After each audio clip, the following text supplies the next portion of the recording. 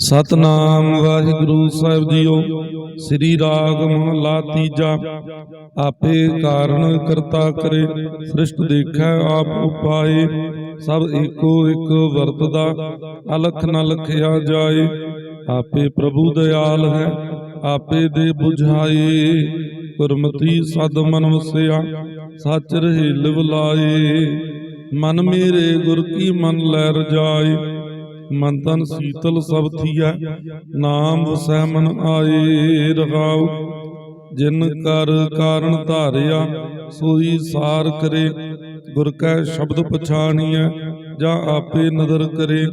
से जन शब्दे सोहणे, तित सच्चै दरबार।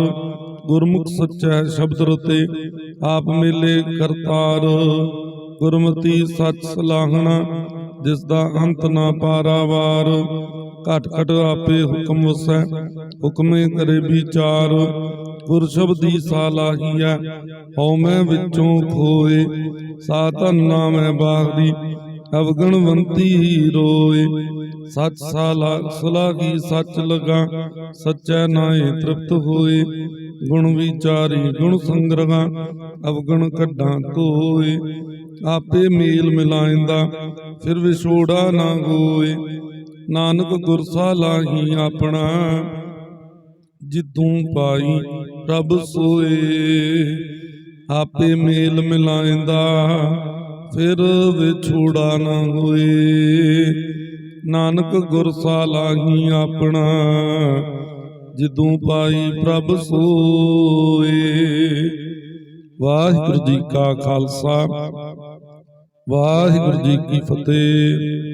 जुगो जुग अटल साहिब श्री गुरु ग्रंथ साहिब जी महाराज जी निੱਘੀ ਗੋਦ ਦਾ ਆਨੰਦ ਮਾਣ ਰਹੇ ਸਤ ਸੰਗੀ ਜਨੋ। ਜਿਵੇਂ ਕਿ ਆਪ ਸਭ ਭਲੀ ਭਾਂਤ ਜਾਣਦੇ ਹੀ ਹੋ ਕਿ ਆਪਾਂ ਸਾਹਿਬ श्री गुरु ग्रंथ ਸਾਹਿਬ ਜੀ ਮਹਾਰਾਜ ਜੀ ਦੀ ਲੜੀਵਾਰ ਵਿਚਾਰ ਆਰੰਭ ਕੀਤੀ ਹੋਈ ਹੈ। ਅੱਜ ਦੀ ਵਿਚਾਰ ਜੋ ਆਪਾਂ ਕਰਨੀ ਹੈ, ਸ੍ਰੀ ਰਾਗ ਦੇ ਸ਼ਬਦ ਦੀ ਵਿਚਾਰ ਹੋਵੇਗੀ। ਵਿਚਾਰ ਦੀ ਆਰੰਭਤਾ ਤੇ ਦਸਮ ਪਾਤਸ਼ਾਹ ਸਾਹਿਬ श्री गुरु गोबिंद सिंह जी महाराज ਵੱਲੋਂ ਬਖਸ਼ੀ ਹੋਈ ਫਤਿਹ ਦੀ ਸਾਂਝ ਪਾਈਏ। ਗੱਜ ਵੱਜ ਕੇ ਆਖੀਏ ਵਾਹਿਗੁਰੂ ਜੀ ਕਾ ਖਾਲਸਾ, ਵਾਹਿਗੁਰੂ ਜੀ ਕੀ ਫਤਿਹ। ਸ੍ਰੀ ਰਾਗ ਮਹਲਾ ਤੀਜਾ। ਇਹ ਪਾਵਨ ਸ਼ਬਦ ਤੀਜੇ ਪਾਤਸ਼ਾਹ ਸਾਹਿਬ श्री गुरु अमरदास जी महाराज ने ਸ੍ਰੀ ਰਾਗ ਵਿੱਚ ਉਚਾਰਨ ਕੀਤਾ ਹੈ। आपे कारण करता करे, सृष्ट देखै आप उपाए।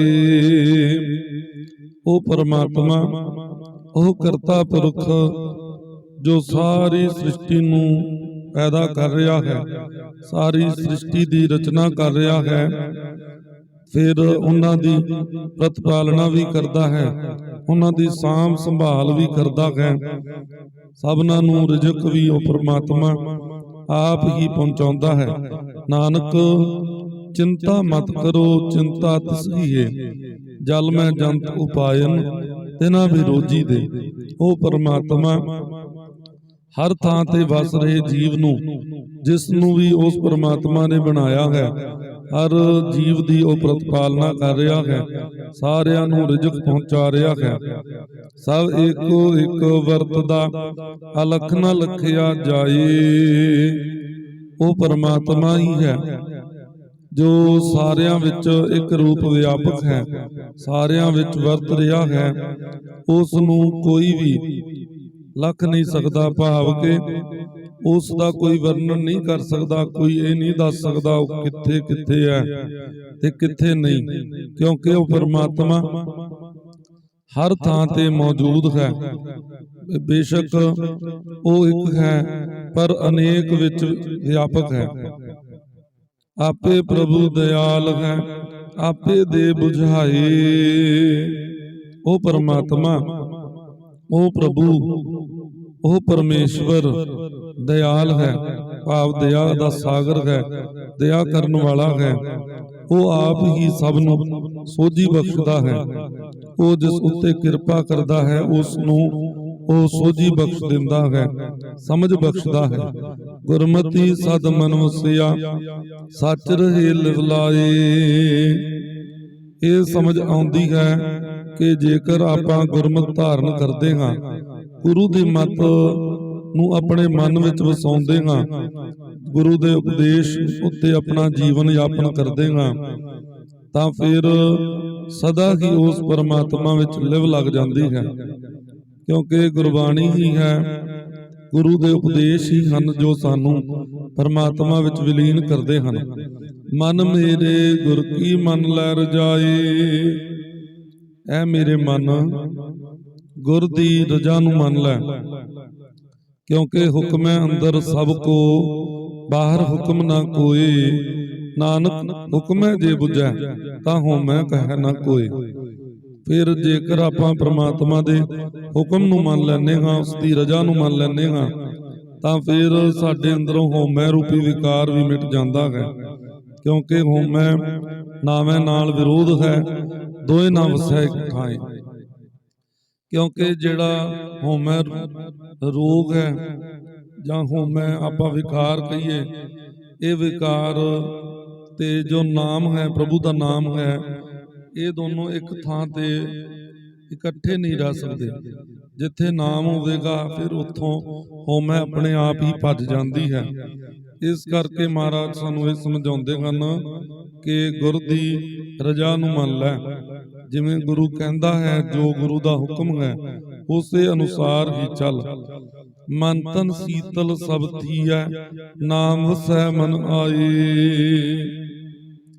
ਇੰਜ ਕਰਨ ਨਾਲ ਮਨ ਵੀ ਸੀਤਲ ਹੋ ਜਾਏਗਾ, ਤਨ ਵੀ ਪਵਿੱਤਰ ਹੋ ਜਾਏਗਾ, ਤੇ ਨਾਮ ਸਾਡੇ ਮਨ ਵਿੱਚ ਆ ਵਸੇਗਾ। ਜਾਂ ਫਿਰ ਇੰਜ ਕਹੀਏ ਕਿ ਜੇਕਰ ਪਰਮਾਤਮਾ ਦਾ ਨਾਮ ਆਪਾਂ ਜਪਦੇ ਹਾਂ, ਉਸ ਪਰਮਾਤਮਾ ਨੂੰ ਸਿਮਰਦੇ ਹਾਂ, ਤਾਂ ਫਿਰ ਸਾਡਾ ਮਨ ਅਤੇ ਤਨ ਦੋਵੇਂ ਪਵਿੱਤਰ ਹੋ ਜਾਂਦੇ ਹਨ। ਸੁਣ ਤੇ ਪੁਨੀਤ ਕਹਿ ਤੇ ਪਵਿੱਤ, ਸਤਿਗੁਰ ਰਹਿਆ ਭਰਪੂਰੇ। ਬਿਨਵੰਤ ਨਾਨਕ ਗੁਰ ਚਰਨ ਲਾਗੇ, ਵਾਜੇ ਅਨਹਦ ਤੂਰੇ। ਫਿਰ ਤਾਂ ਅਨਹਦ ਨਾਦ ਵੱਜਣ ਲੱਗ ਪੈਂਦੇ ਹਨ। ਇਤਨੀ ਆਤਮਿਕ ਪ੍ਰਸੰਨਤਾ ਆ ਜਾਂਦੀ ਹੈ ਜਦੋਂ ਆਪਾਂ ਪਰਮਾਤਮਾ ਦਾ ਨਾਮ ਜਪਦੇ ਹਾਂ, ਜਦੋਂ ਪਰਮਾਤਮਾ ਦਾ ਨਾਮ ਸਾਡੇ ਮਨ ਵਿੱਚ ਆ ਵਸਦਾ ਹੈ। ਰਹਾਉ, ਇੱਥੇ ਠਹਿਰਾਵ ਦੇ ਕੇ ਗੁਰੂ ਸਾਹਿਬ ਫਿਰ ਫਰਮਾਨ ਕਰਦੇ ਹਨ, ਜਿਨ ਕਰ ਕਾਰਨ ਧਾਰਿਆ ਸੋਈ ਸਾਰ ਕਰੇ। ਜਿਸ ਪਰਮਾਤਮਾ ਨੇ ਇਸ ਜਹਾਨ ਤੇ ਤੈਨੂੰ ਭੇਜਿਆ ਹੈ, ਜਿਸ ਪਰਮਾਤਮਾ ਨੇ ਸ੍ਰਿਸ਼ਟੀ ਦੀ ਰਚਨਾ ਕੀਤੀ ਹੈ, ਉਹੀ ਸਭ ਦੀ ਸਾਰ ਲੈਂਦਾ ਹੈ, ਉਹੀ ਸਭ ਨੂੰ ਹੁਕਮ ਵਿੱਚ ਰੱਖ ਕੇ ਸਭ ਦੀ ਪ੍ਰਤਿਪਾਲਨਾ ਕਰਦਾ ਹੈ। ਸਾਰੀ ਸ੍ਰਿਸ਼ਟੀ ਦੀ ਦੇਖਭਾਲ ਉਹ ਪਰਮਾਤਮਾ ਹੀ ਕਰਦਾ ਹੈ। ਗੁਰ ਕੈ ਸ਼ਬਦ ਪਛਾਣੀਐ, ਜਾਂ ਆਪੇ ਨਦਰ ਕਰੇ। ਗੁਰੂ ਦੇ ਸ਼ਬਦ ਨੂੰ ਪਛਾਣ ਕੇ, ਭਾਵ ਕਿ ਗੁਰੂ ਦਾ ਜੋ ਉਪਦੇਸ਼ ਹੈ ਉਸ ਦੀ ਸਮਝ ਉਸੇ ਨੂੰ ਹੀ ਪੈਂਦੀ ਹੈ ਜਿਸ ਉੱਤੇ ਪਰਮਾਤਮਾ ਆਪਣੀ ਨਜ਼ਰ ਕਰਦਾ ਹੈ, ਆਪਣੀ ਮਿਹਰ ਕਰਦਾ ਹੈ। ਕਿਉਂਕਿ ਉਸ ਦੀ ਕਿਰਪਾ ਨਾਲ ਹੀ ਸਾਨੂੰ ਇਹ ਨਾਮ ਧਨ ਮਿਲਦਾ ਹੈ। ਗੁਰੂ ਦਾ ਉਪਦੇਸ਼ ਵੀ ਉਹੀ ਸਮਝ ਸਕਦਾ ਹੈ, ਉਹੀ ਗੁਰੂ ਦੇ ਉਪਦੇਸ਼ ਉੱਤੇ ਚੱਲ ਸਕਦਾ ਹੈ ਜਿਸ ਉੱਤੇ ਪਰਮਾਤਮਾ ਦੀ ਕਿਰਪਾ ਹੋਵੇ। ਸੇ ਜਨ ਸ਼ਬਦੇ ਸੋਹਣੇ, ਤਿਤ ਸੱਚਾ ਦਰਬਾਰ। ਐਸੇ ਜਨ ਜੋ ਗੁਰੂ ਦੇ ਸ਼ਬਦ ਨੂੰ ਆਪਣੇ ਜੀਵਨ ਵਿੱਚ ਵਸਾ ਕੇ ਆਪਣਾ ਜੀਵਨ ਬਤੀਤ ਕਰਦੇ ਹਨ, ਫਿਰ ਉਹ ਅਕਾਲ ਪੁਰਖ ਦੇ ਦਰਬਾਰ ਵਿੱਚ ਵੀ ਆਦਰ ਮਾਣ ਹਾਸਲ ਕਰਦੇ ਹਨ। ਜਿਵੇਂ ਗੁਰੂ ਨਾਨਕ ਪਾਤਸ਼ਾਹ ਨੇ ਜਪਜੀ ਸਾਹਿਬ ਵਿੱਚ ਸਾਨੂੰ ਸਮਝਾਇਆ ਹੈ, ਜੋ ਆਪਣੀ ਇੰਦਰੀਆਂ ਨੂੰ ਵਸ ਵਿੱਚ ਕਰ ਲੈਂਦਾ ਹੈ, ਫਿਰ ਉਹਨਾਂ ਦਾ ਸਤਿਕਾਰ ਹੁੰਦਾ ਹੈ।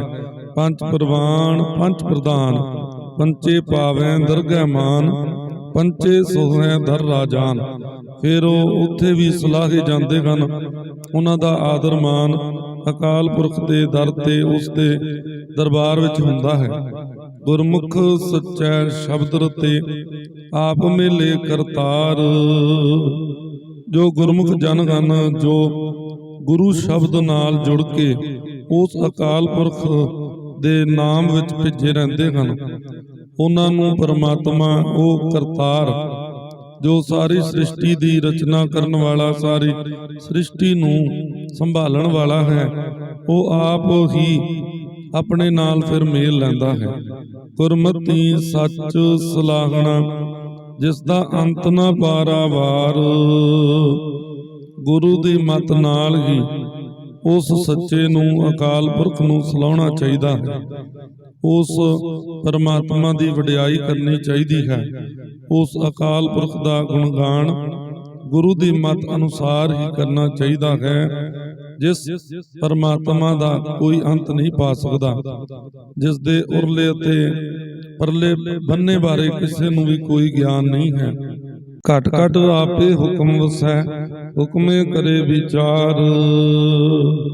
ਘਟ ਘਟ ਵਿੱਚ ਉਹ ਅਕਾਲ ਪੁਰਖ ਵਸ ਰਿਹਾ ਹੈ। ਉਹ ਪਰਮਾਤਮਾ ਆਪ ਹੀ ਹੈ, ਜੋ ਸਾਰੀ ਸ੍ਰਿਸ਼ਟੀ ਵਿੱਚ ਇੱਕ ਰੂਪ ਵਿਆਪਕ ਹੈ। ਹੁਕਮ ਵਿੱਚ ਹੀ ਉਸ ਪਰਮਾਤਮਾ ਦੇ ਇਹ ਸਾਰੀ ਸ੍ਰਿਸ਼ਟੀ ਚੱਲ ਰਹੀ ਹੈ। ਇਹ ਜੋ ਆਪਾਂ ਚੰਦ ਤਾਰੇ ਜਾਂ ਹੋਰ ਖੰਡ ਬ੍ਰਹਮੰਡ ਜਿਨ੍ਹਾਂ ਤੱਕ ਸਾਡੀ ਨਜ਼ਰ ਜਾਂਦੀ ਹੈ ਜਾਂ ਨਹੀਂ ਵੀ ਜਾਂਦੀ, ਭਾਵ ਜਿਨ੍ਹਾਂ ਨੂੰ ਜਿਹੜੀ ਵੀ ਚੀਜ਼ ਆਪਾਂ ਦੇਖ ਰਹੇ ਹਾਂ ਜਾਂ ਜੋ ਚੀਜ਼ ਸਾਨੂੰ ਨਹੀਂ ਵੀ ਦਿਸਦੀ, ਉਸ ਪਰਮਾਤਮਾ ਦੇ ਹੁਕਮ ਵਿੱਚ ਹੀ ਹੈ। ਉਹ ਪਰਮਾਤਮਾ ਆਪ ਇਹਨਾਂ ਵਿੱਚ ਵਸ ਵੀ ਰਿਹਾ ਹੈ। ਤੇ ਸਾਨੂੰ ਕੀ ਕਰਨਾ ਚਾਹੀਦਾ? ਉਸ ਪਰਮਾਤਮਾ ਦੇ ਹੁਕਮ ਦੀ ਵਿਚਾਰ ਕਰਨੀ ਚਾਹੀਦੀ ਹੈ। ਭਾਵ ਕਿ ਸਾਨੂੰ ਆਪਣੀ ਹਉਮੈ ਨੂੰ ਤਿਆਗ ਕੇ ਇਹ ਕਹਿਣਾ ਚਾਹੀਦਾ ਹੈ ਕਿ ਜੋ ਵੀ ਹੋ ਰਿਹਾ ਹੈ ਉਸ ਪਰਮਾਤਮਾ ਦੇ ਹੁਕਮ ਵਿੱਚ ਹੈ। ਸਾਨੂੰ ਸਦਾ ਹੀ ਉਸ ਪਰਮਾਤਮਾ ਦੇ ਭਾਣੇ ਨੂੰ ਮੰਨਣਾ ਚਾਹੀਦਾ ਹੈ, ਉਸ ਦੀ ਵਿਚਾਰ ਕਰਨੀ ਚਾਹੀਦੀ ਹੈ। ਗੁਰ ਸ਼ਬਦੀ ਸਾਲਾਹੀ ਹੈ, ਹਉਮੈ ਵਿੱਚੋਂ ਖੋਏ। ਫਿਰ ਆਪਾਂ ਜਦੋਂ ਗੁਰੂ ਸ਼ਬਦ ਨੂੰ ਸਲਾਹਾਂਗੇ, ਗੁਰੂ ਸ਼ਬਦ ਨਾਲ ਉਸ ਪਰਮਾਤਮਾ ਨੂੰ ਆਪਾਂ ਜਦੋਂ ਸਲਾਹਾਂਗੇ, ਉਸ ਪਰਮਾਤਮਾ ਦੀ ਵਡਿਆਈ ਗਾਵਾਂਗੇ, ਤਾਂ ਫਿਰ ਸਾਡੇ ਅੰਦਰੋਂ ਹਉਮੈ ਰੂਪੀ ਵਿਕਾਰ ਮਿਟ ਜਾਏਗਾ। ਸਾਡੇ ਵਿੱਚੋਂ ਹਉਮੈ ਨਿਕਲ ਜਾਏਗੀ। ਮੈਂ ਜੋ ਹੈ ਹਉਮੈ ਰੂਪੀ ਵਿਕਾਰ ਹੈ ਉਹ ਖਤਮ ਹੋ ਜਾਏਗਾ। ਸਾਧਨ ਨਾਮ ਹੈ ਬਾਹਰੀ, ਅਵਗਣਵੰਤੀ ਰੋਏ। ਉਹ ਇਸਤਰੀ, ਉਹ ਜੀਵ ਇਸਤਰੀ ਜੋ ਪਰਮਾਤਮਾ ਦੇ ਨਾਮ ਨੂੰ ਨਹੀਂ ਜਪਦੀ, ਜੋ ਅਕਾਲ ਪੁਰਖ ਦੀ ਉਸਤਤ ਨਹੀਂ ਕਰਦੀ, ਐਸੀ ਅਵਗਣਵੰਤੀ ਜੀਵ ਇਸਤਰੀ ਫਿਰ ਰੋਂਦੀ ਹੈ। ਉਸ ਦੇ ਅੰਦਰ ਵਿਕਾਰ ਪਨਪਦੇ ਹਨ, ਜਿਵੇਂ ਕਿ ਗੁਰਬਾਣੀ ਦਾ ਫਰਮਾਨ ਹੈ, ਗੁਣਵੰਤੀ ਗੁਣਵੀਥਰੈ, ਅਵਗੁਣਵੰਤੀ ਝੂਰ।